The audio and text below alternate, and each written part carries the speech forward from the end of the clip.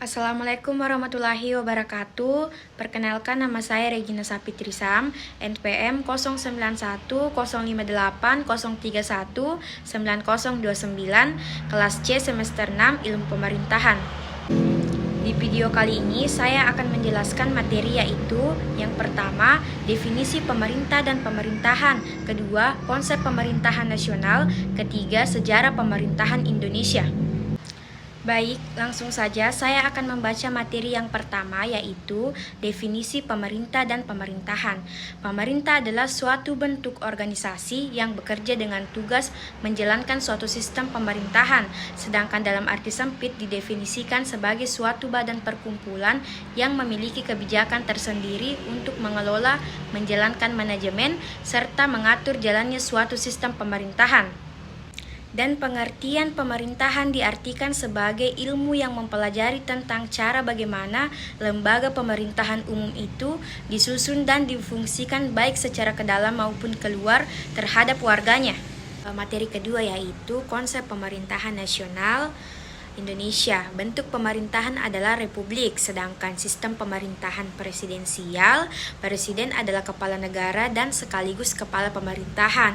Presiden dan wakil presiden dipilih secara langsung oleh rakyat dalam satu paket kabinet atau materi diangkat oleh presiden dan bertanggung jawab kepada presiden. Selanjutnya yang ketiga, sejarah pemerintahan di Indonesia.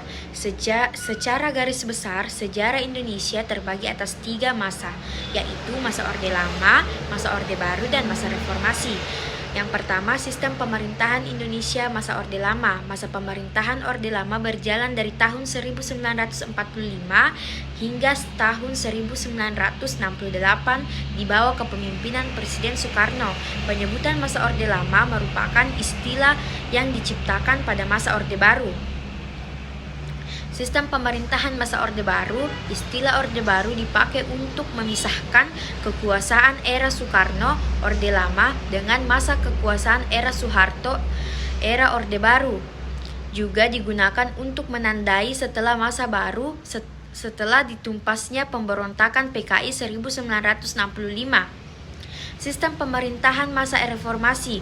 Era reformasi dimulai dari tumbangnya kekuasaan Soeharto pada tahun 1998 hingga sekarang. Pelaksanaan sistem pemerintahan demokrasi Pancasila diterapkan sesuai dengan asa demokrasi yang berlandaskan Pancasila. Pada era ini pemerintahan memberikan ruang gerak kepada partai politik dan DPR untuk turut serta mengawasi pemerintahan secara kritis.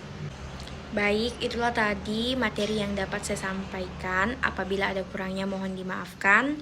Sedikit kata motivasi dari saya, jangan takut menghadapi masa depan, hadapi dan perjuangkanlah.